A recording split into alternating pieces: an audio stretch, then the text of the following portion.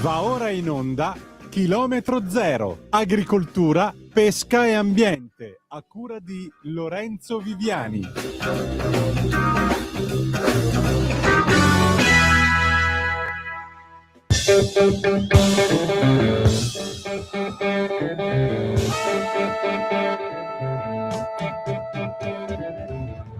Deborah, say she's a witch. Shit-ass Charlotte. Eight-head bitch. Deborah, how that's rich. Oh, that rich or granny. Shit, there ain't good fanny.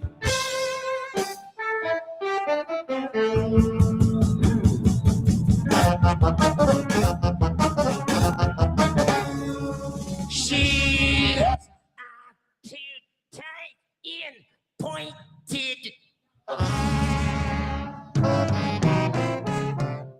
Buonasera, a voi la linea. Buonasera a te Natalia, buonasera a tutti i radioascoltatori di Radio Libertà. Siete collegati con Chilometro Zoom, questa chimera, questo miscuglio fra attualità, agricoltura e tanto altro del sottoscritto che è Lorenzo Viviani. Avete appena ascoltato e dall'altra parte del microfono ricordiamo sempre l'immenso Antonino Danna, che però lascio subito dopo 2 secondi la parola perché abbiamo delle anche notizie importanti. Solo per ricordarvi che il pezzo che avete sentito ancora più fuori di testa del solito era sempre il nostro mitico, grandissimo, ineguagliabile Frank Zappa insieme a Capitan Beefheart in un pezzo che si chiama Debra Cadabra, in un live in Austin, penso che sia del 1975. Vado veloce perché mi sento come il bianconiglio di Alice nel Paese delle Meraviglie, perché siamo veramente in ritardo e soprattutto abbiamo degli ospiti importanti, ma anche delle notizie di attualità che giustamente il nostro mitico, ineguagliabile, immenso, imperscrutabile, integerrimo e soprattutto sagace, perché è lo sguardo molto sagace, dopo lo sguardo sornione che abbiamo visto in quel di Lovebot, in versione Lovebot, Antonino Danna.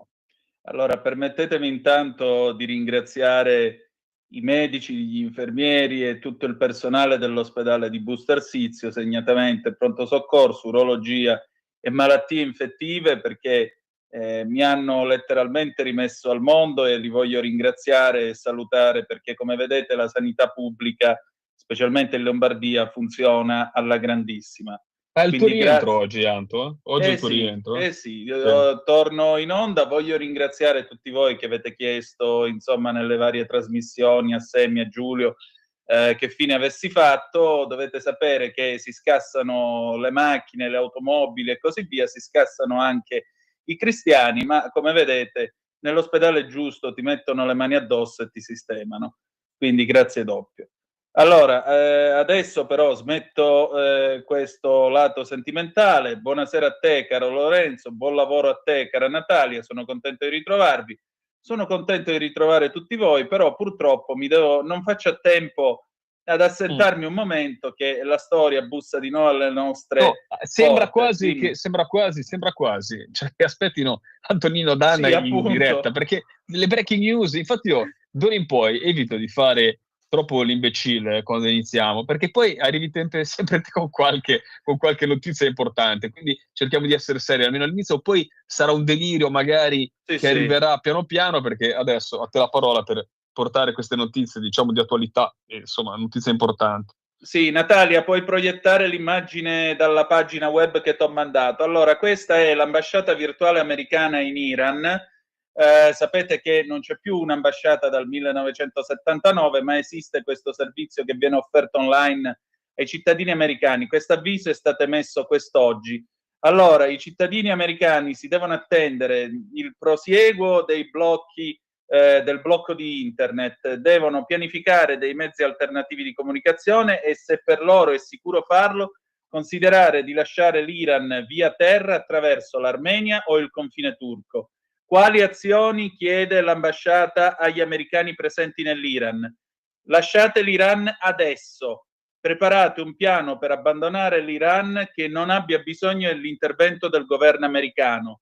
Secondo, sono possibili, con breve preavviso, cancellazioni di voli o chiusura addirittura dello spazio aereo. controllate con la vostra aerolinea preferita tutti gli aggiornamenti del caso.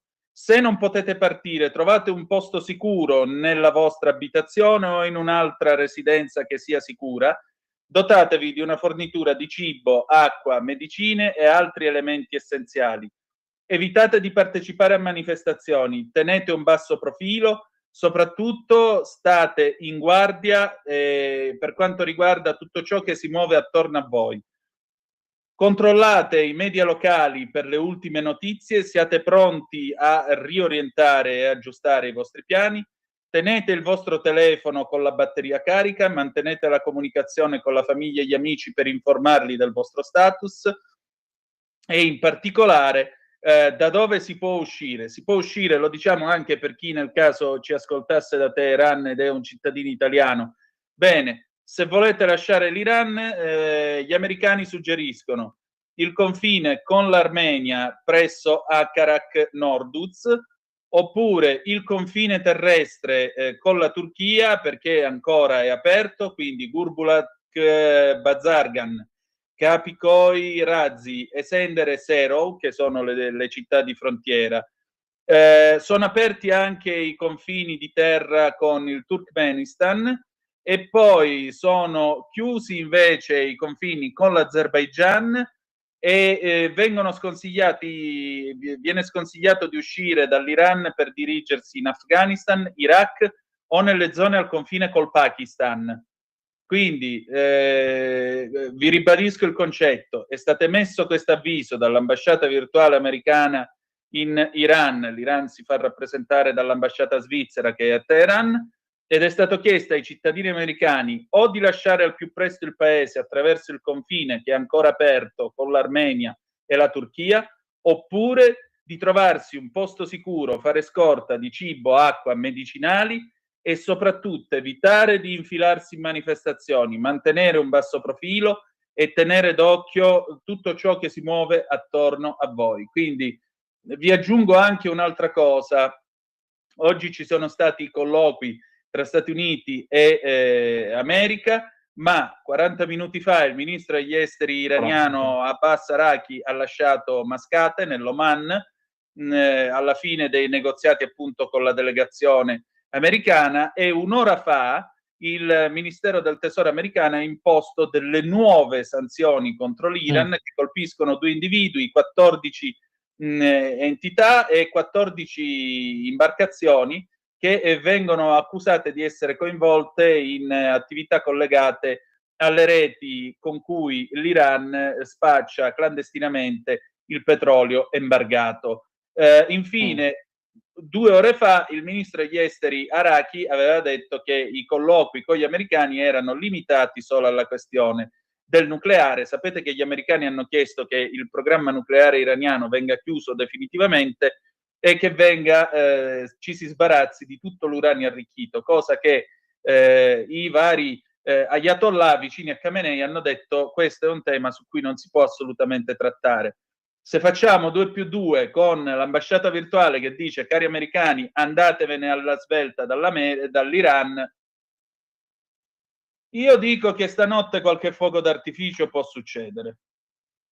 Ma infatti, io, a parte che insomma non mi infilo nell'analisi geopolitica e rimango sul tema agricolo che riprenderemo fra qualche secondo, però io penso anche che possa essere, allora, questo sito naturalmente è un sito aperto come lo vediamo noi, lo vediamo tutti, lo vedono. Certo.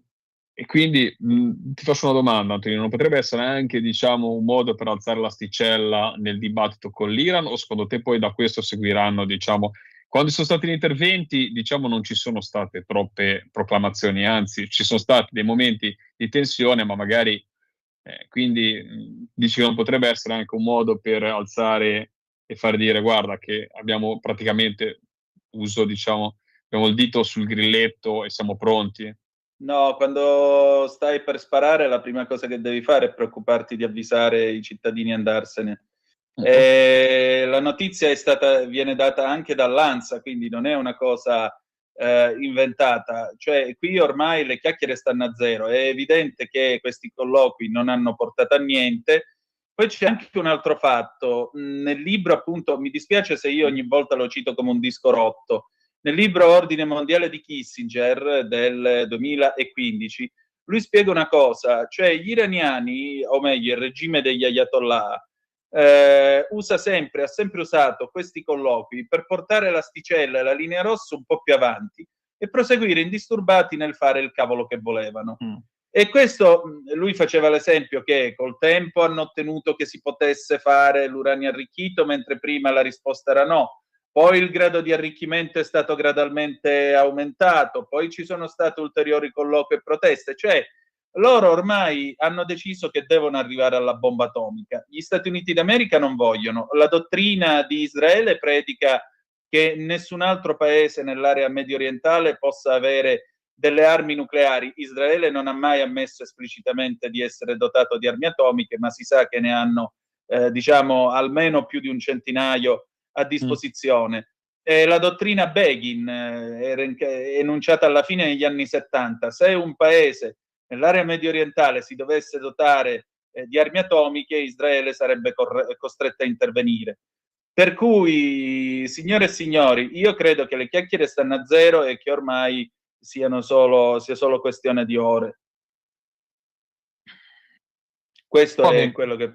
Poi sai, con Trump mai dire mai, perché Trump non è la prima volta che si dimostra imprevedibile, però nel momento in cui il governo ti dice vattene oppure trovati un posto sicuro e non ti infilare in manifestazioni, è evidente che ormai ci siamo, qualcosa sta per succedere. Sarebbe della serie ma è una gioia, però c'è anche da dire che dopo gli scontri che abbiamo visto e la situazione 30.000 morti non è che infatti. possiamo fare finta di niente. In quello che penso anche io. In compenso la sinistra italiana sta preparando un'altra flottiglia per andare a Gaza a scassare i cabasisi a Israele. Così è la vita.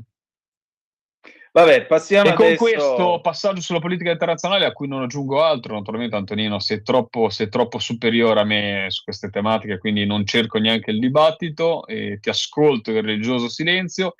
Chiedo a Natalia di chiamare il nostro ospite, se riusciamo a intercettarlo, anche perché deve essere raffreddato e influenzato, però ci teneva a essere con noi, quindi vediamo un attimo se riusciamo... Cioè già, eccolo, allora ho spoilerato anche lo stato di salute di un personaggio pubblico, mi dispiace. Saluto l'amico Luigi Deramo, sottosegretario di Stato all'agricoltura, nonché sottosegretario con delega al biologico, e il nostro amico Luigi, che possiamo darle anche del tu perché è amico di Radio Libertà, insomma, ha portato a casa un risultato che mi viene a pensare storico, il marchio del biologico. Quindi si è passati alla conferenza a 8 regioni, che è fondamentale per qualsiasi tipo di provvedimento sul territorio nazionale. Quindi insomma, Luigi, cosa è successo e come va insomma la parte, diciamo, il biologico, questa parte di agricoltura che, devo dire la verità, noi l'abbiamo sempre presa parlando del biologico in maniera molto pragmatica, perché non abbiamo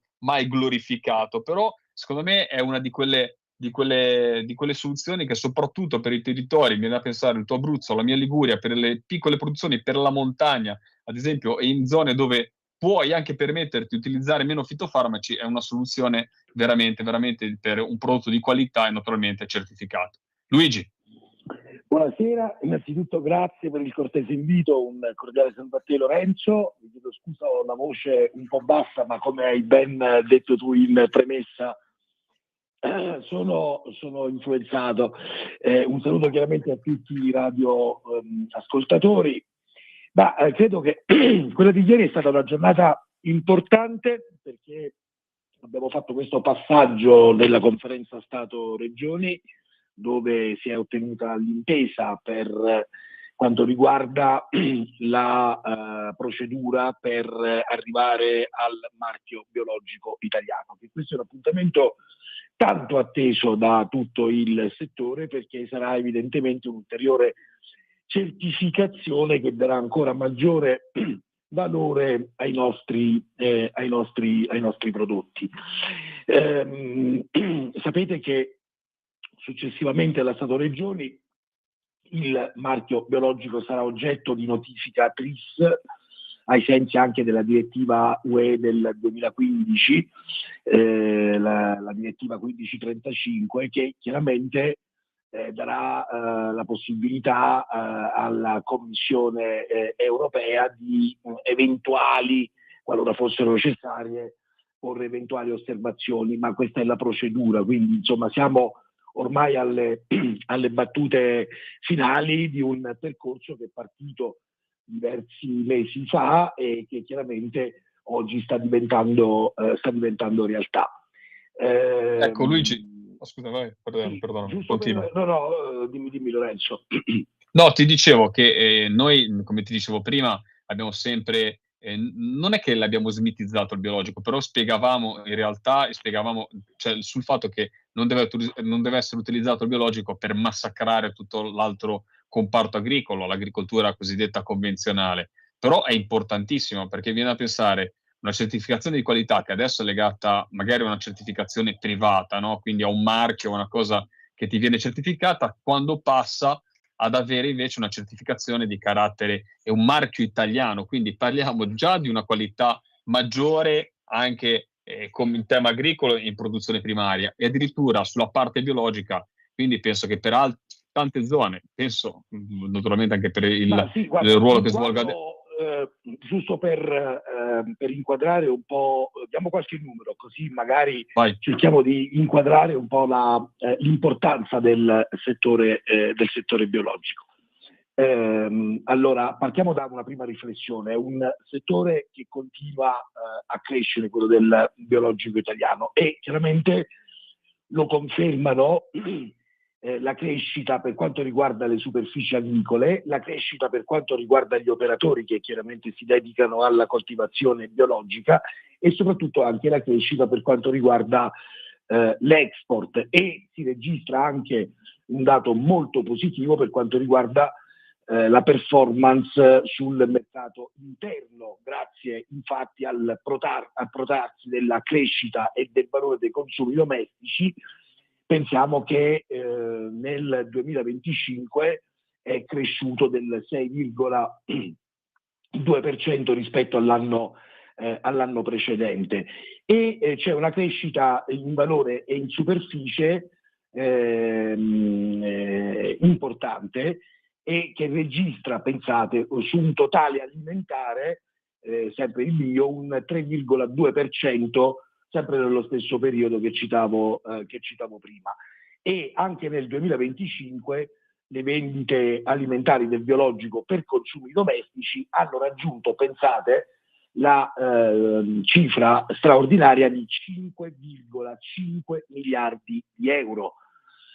Abbiamo raggiunto, per quanto riguarda le superfici SAU, 2,5 milioni di ettari a coltivazione, pari a circa il 20,2% del territorio, delle superfici SAU del nostro territorio nazionale. Voi sapete che c'è un appuntamento importante, e cioè quello che entro il 2030 in tutta Europa il 25% delle superfici SAU dovranno essere destinate a biologico. Noi siamo leader in Europa, come dicevo prima abbiamo già in questo momento raggiunto il 20,2%, a fronte di una media europea molto ma molto più bassa, che si aggira intorno all'11,2%. Pensate anche che ci sono già diverse regioni in Italia, sono ben 7, che hanno superato già ad oggi il 25% di superfici SAU. Penso alla Toscana, alla Calabria, alla Sicilia, alle Marche, alla Basilicata, alla Valle d'Aosta, alla Campania, Bolzano. Insomma, voglio dire, è un settore che cresce in maniera importante. Vi do anche qualche numero per quanto riguarda l'export del prodotto biologico italiano.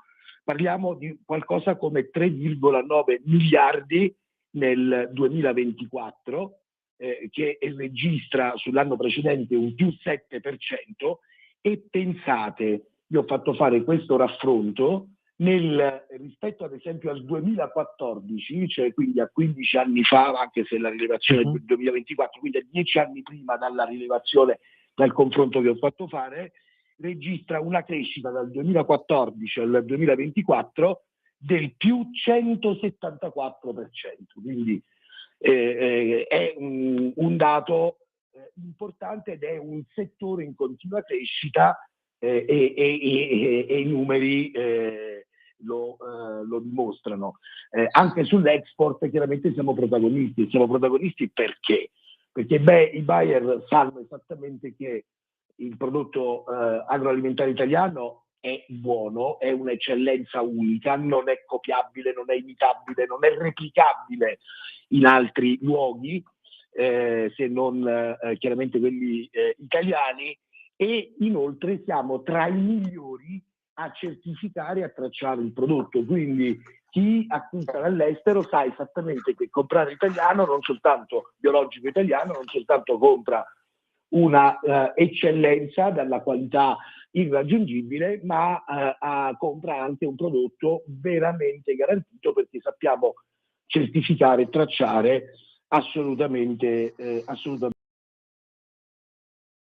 Ma quello che mi ricorda consumatore, ora ti interrompo un attimo, Luigi, è proprio anche pensare domani mattina di andare al supermercato e di vedere, prima di tutto riconosco un prodotto italiano e poi anche di qualità, e questo è un valore aggiunto enorme, perché tanti purtroppo, noi lo diciamo sempre, la Frequenza della Libertà, non leggono abbastanza l'etichetta. Se ho poi un marchio del biologico italiano ben riconoscibile, quell'etichetta mi assicurerà due cose: fatto in Italia e di qualità. Antonino, il tempo ci corre dietro, volevi aggiungere qualcosa a te? No, l'unica cosa che da un lato molto bene, tuteliamo a maggior ragione il bio. Il mio auspicio è che questo sia un invito soprattutto per i consumatori a tenersi ben stretti i prodotti italiani, specie ora che entra in vigore l'accordo col Mercosur, o meglio, con il rischio che entri in vigore l'accordo col Mercosur. Bravo, vero. Assolutamente. Comprare italiano significa comprare qualità e significa comprare prodotti chiaramente certificati e tracciati, quindi siamo leader nel mondo, e quindi comprare italiano significa comprare tanta qualità e prodotti sicuri. Pienamente d'accordo. Con questa chiosa possiamo salutarti, Luigi. Grazie a Luigi Deramo, sottosegretario di ragazzi, Stato. Grazie all'onorevole Luigi Deramo, perdonami, sottosegretario di Stato al Masaf. Onorevole Viviani, ti abbraccio tantissimo. Buon lavoro. Grazie Luigi. Buon lavoro. Grazie. Buon lavoro a te, grazie. Grazie.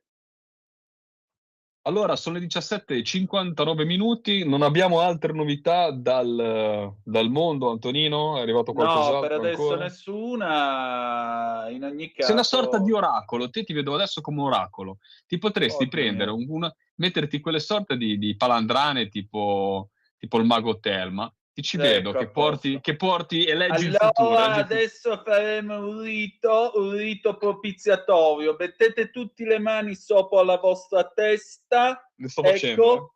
Ripetete con me: blitiri, blitiri, blitiri. Questo vi aiuta a portare tanta fortuna nella vostra vita. Noi vi ringraziamo per aver fatto questo rito. E questo rito ci porterà al licenziamento, soprattutto Giovanni, abbi pietà di noi, per favore. Adesso c'è liberamente con il nostro direttore responsabile Giovanni Sallusti, con cui che dopo aver licenziato Antonino Danna farà l'editoriale. Ecco, grazie. Ciao a tutti, a dopo. A dopo. Avete ascoltato Chilometro Zero.